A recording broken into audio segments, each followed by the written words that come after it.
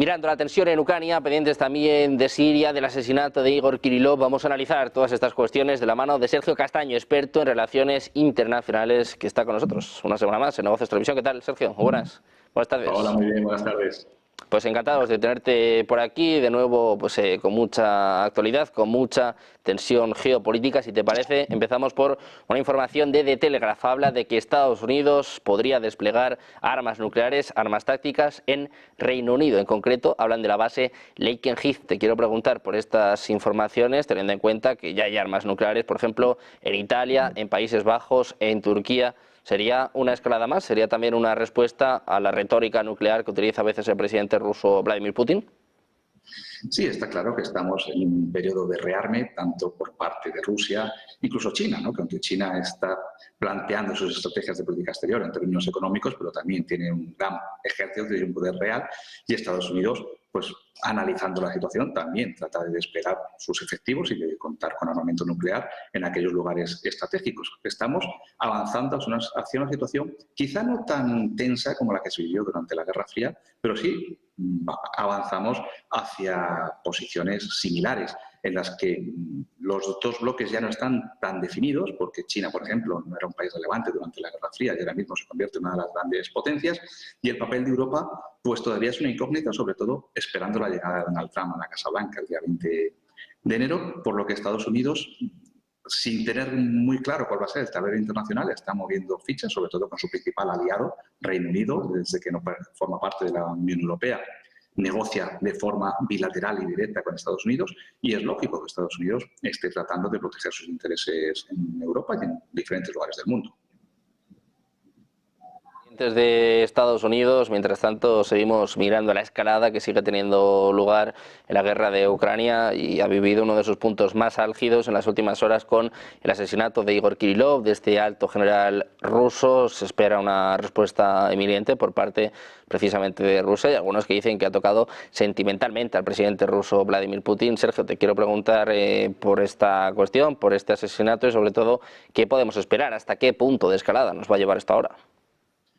Bueno, escalada está habiendo en los últimos meses y Rusia va a responder a este ataque. Lo que me sorprende es cómo Ucrania está cambiando su estrategia. Ya no busca esa confrontación directa porque es consciente de las limitaciones que tiene y de lo que puede suceder a partir del 20 de enero. Volvemos a esa fecha concreta del 20 de enero con la llegada de Donald Trump a la Casa Blanca. Y lo que está iniciando es una guerra más próxima a la guerra de guerrillas que lo que es el enfrentamiento directo entre dos ejércitos.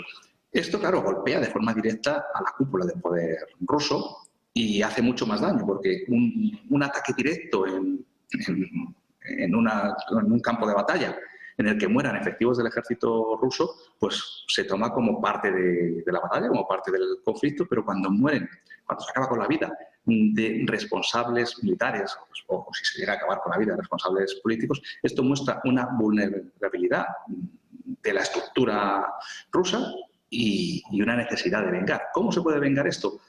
¿Rusia va a lanzar más ataques masivos militares o puede responder de la misma manera, tratando de acabar con la vida de figuras importantes del gobierno ucraniano? Zelensky lleva amenazado desde que empezó la guerra. Quizá podría apuntar alto Rusia y tratar de acabar con la vida de Zelensky o con algún otro alto cargo ucraniano, lo que sí que tendría un impacto igual o mayor que el que ha tenido la muerte de Kirillov. Bueno, pues dando vueltas a la respuesta de Rusia, hoy estamos pendientes de precisamente el presidente ucraniano Volodymyr Zelensky. Se reúne con Macron, también se reúne con el secretario general de la OTAN, Mark Rutte. Se esperan declaraciones en los próximos minutos, pero ahora mismo tenemos la señal del presidente ucraniano. Se reúne con el presidente francés, Macron y Zelensky. Les vemos, les escuchamos.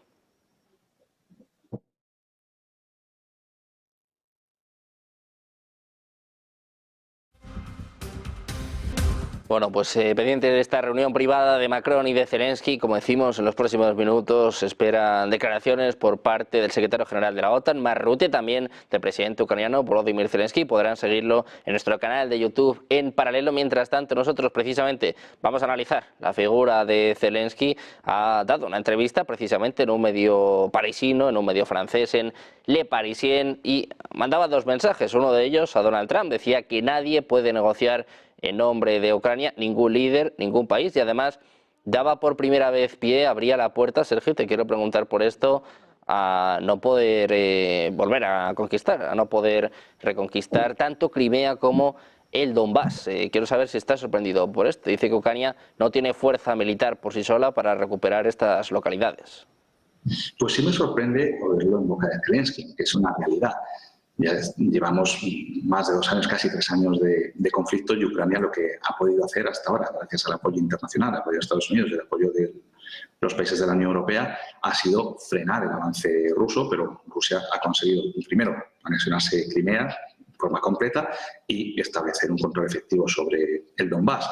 Ucrania no ha tenido posibilidad de recuperar territorios y que pues, dentro de la ofensiva ha habido momentos en los que parecía que Ucrania podía presionar, que había cierta debilidad en el ejército ruso, pero la realidad es que Rusia pues, ya tiene un control efectivo sobre el Donbass y que Ucrania pues, tiene que empezar a ser consciente de la realidad. Con esto lo que está haciendo Zelensky es pedir más apoyo, más ayuda por parte de Estados Unidos. A la vez que dice que nadie puede negociar en nombre de Ucrania, lo que está pidiendo es apoyo desde Estados Unidos, apoyo desde Europa para reforzar su capacidad militar y poder contener a las fuerzas militares rusas e incluso, aunque diga que no pueden avanzar solos, pues si contara con mayor apoyo internacional, tratar de implicar a muchas potencias para avanzar en el Donbass, algo que no creo que vaya a suceder, porque aunque los líderes europeos estén negociando cómo suplir esa falta de ayuda por parte de Estados Unidos una vez que Trump llegue a la presidencia, lo que se plantea es enviar más, poder enviar más ayuda.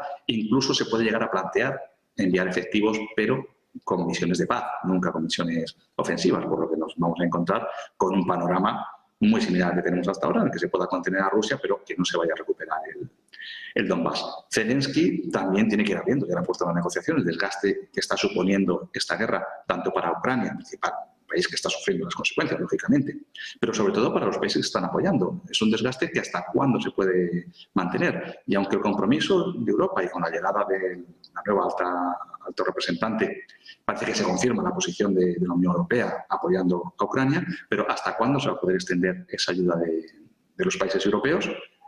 Y vamos a ver también los cambios políticos que puede haber en los diferentes gobiernos de los Estados miembros de la Unión Europea, cómo afectan al apoyo a Ucrania y si ese apoyo unánime puede empezar a resquebrajarse, algo que está viendo Zelensky y que por eso tiene que ir buscando una salida. Y además, ¿cómo se plantea? ¿No? Si llegamos a una negociación, ¿cómo se plantea? ¿Una negociación de igual a igual? ¿O puede ser interpretado, por ejemplo, por parte de Rusia, como una derrota de Ucrania y atribuirse la victoria y, por tanto, no solo la derrota de Ucrania, sino de los países europeos? Esto es lo que lleva a la diplomacia europea a incrementar su preocupación por Ucrania y a tratar de enviar más efectivos, más ayuda y frenar a Rusia sus ambiciones. Pues precisamente, pendientes del papel de Europa, estamos bueno, pues emitiendo las declaraciones de Kaja Kallas. Reemplazaba a Borrell hace apenas unas semanas, va esbozando un poco cuáles van a ser sus líneas maestras. Descartaba enviar tropas a Ucrania, pero sin embargo Emmanuel Macron parece que sigue presionando en este sentido. La agencia Reuters hablaba de que se está considerando enviar hasta 100.000 tropas en el caso de que se consiga un alto el fuego. Trump ya ha dejado muy claro que él no va a enviar a tropas estadounidenses. Te quiero preguntar por esto, si crees que sería una buena opción en caso de alcanzar un acuerdo de alto el fuego, lo cual tampoco parece nada fácil. Si Europa envía tropas, ¿se estaría inmiscuyendo más, se estaría involucrando más en el conflicto, Sergio? Claro, ¿cómo puede interpretar esto Rusia? Si hay tropas de la Unión Europea ya presentes en Ucrania, se puede interpretar como una injerencia, como una presión directa contra los intereses rusos, como que en la Unión Europea, imaginemos que se llega a una situación hipotética en la que se reconoce ya, después de una negociación, que Rusia pues tiene la soberanía sobre los territorios del Donbass, el mandar efectivos europeos, aunque sean en misiones de paz, pero a la frontera, a esa nueva frontera que se establecería entre Ucrania y Rusia, sería interpretado como una presión, como una ofensa por parte de Rusia. Esto podría generar una respuesta. En cualquier caso, creo que ya la voluntad por parte de los países europeos es de avanzar en esa posible negociación que pueda llegar en los próximos meses. Va a ser difícil, por lo que comentábamos antes, por quién asume la derrota. Rusia no va a cejar su empeño de incorporar el Donbass a territorio ruso, y esto es una derrota clara para Ucrania, porque lo que ha estado defendiendo Ucrania desde el principio de la guerra ha sido el Donbass, y además apoyado por Europa. Por tanto, es complicado plantear la negociación, pero creo que ya está llegando el momento en el que hay una mayor voluntad por parte de los diferentes países implicados en alcanzar una negociación, y esto, pues sí, podría representar la llegada de tropas en misiones de paz, pero podría generar tensiones también. Veremos, ¿no? A Macron no creo que le quede mucho tampoco al frente del Elíseo, y las propuestas de Macron, que durante estos últimos años, y sobre todo desde 2017, cuando Trump empezó a amenazar a los países de Europa que si no aportaban más dinero a la OTAN, pues la OTAN o que Estados Unidos podría ir relajando su presencia en la OTAN, y Macron lidera a PESCO, ¿no? Nos lanza a PESCO dentro de la Unión Europea. Macron ha actuado como líder, pero el liderazgo de Macron dentro de Francia pues ya está muy claro que le quedan los 2 años y medio si consigue levantar al frente del país, y eso le debilita mucho como líder europeo. Por tanto, las propuestas de Macron, aunque Francia sigue siendo un país muy influyente, pero cada vez van a tener menos peso a la hora de tomar decisiones conjuntas. Bueno, pues antes de terminar, Sergio, quiero preguntarte también por la situación en Siria. Empezábamos este informativo hablando de una información de Wall Street Journal que dice que Rusia empieza a trasladar activos militares, armamento pesado de Siria a Libia. Quiero saber cómo valoras esta noticia y también qué puede pasar con las bases militares rusas, ¿no? Es prácticamente la principal cuestión en estos momentos.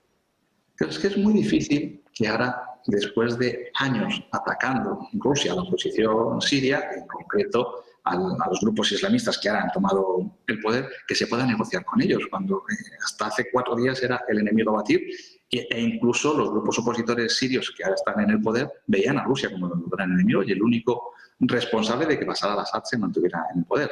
Rusia tiene intereses en Libia, tiene muchos intereses en África. Sí que es cierto que esas bases en Siria eran clave para tener presencia en el Mediterráneo. No creo que renuncie a ellas. Lo que pasa es que se tienen que enfriar la situación, esperar a ver cómo evoluciona la situación en Siria, porque estamos dando por hecho que Siria va a avanzar hacia una situación de paz en la que se puedan incluso celebrar elecciones. Yo tengo muchas dudas de que se vayan a celebrar elecciones en Siria por el perfil de al-Golani. Al-Golani, aunque ha suavizado su discurso y ha buscado el pragmatismo en los últimos años, pero no hay que olvidar que al-Golani era el líder de Al-Qaeda, que fue el líder del frente al-Nusra, y que sus principios islamistas van a seguir presentes. Por tanto, el plantear que Siria a partir de ahora va a ser una balsa de aceite donde todo va a funcionar y se van a respetar a todas las minorías, pues hay que tomarlo con mucho cuidado, porque en cualquier momento podría volver a saltar una situación de conflicto si no se aceptan las propuestas que se plantean desde ese liderazgo de al-Golani. Y esto es lo que podría dar a Rusia pues cierta capacidad de negociación. En este contexto actual pues es difícil que Rusia pueda negociar, por eso pues, ha optado por trasladar tropas, pero no creo que abandone su interés por estas bases militares, porque son claves para Rusia en el Mediterráneo. Bueno, pues los ojos puestos en Siria, por supuesto en la escalada en Ucrania y pendientes de la respuesta de Rusia, teniendo en cuenta que mañana, por cierto, habla su presidente, Vladimir Putin, a eso de las 10 de la mañana, la conferencia anual, que podrán seguir, como siempre, en la señal de Negocios Televisión. Sergio, muchísimas gracias por estar con nosotros, un placer. Muy buenas tardes, muchas gracias.